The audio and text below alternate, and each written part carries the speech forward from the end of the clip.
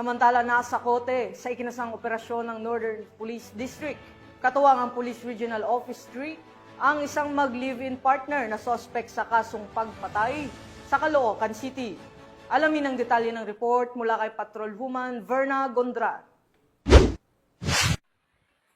Arestado ang dalawang sospek sa kaso ng pagpatay ng Northern Police District sa isang hotel sa Barangay 136, Bagong Baryo, Caloocan City sa pamamagitan ng joint operation kasama ang Zambales Police Provincial Office at Police Regional Office 3.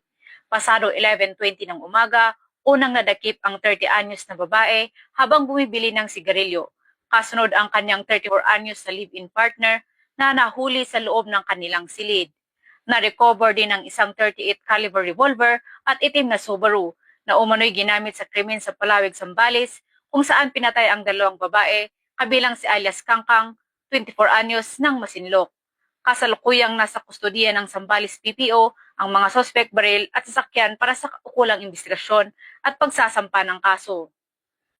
Mula dito sa Metro Manila, ako po ang inyong PNN correspondent, Patrolwoman Verna Gondran, alagad ng batas, tagataguyod ng Balitang Pulis.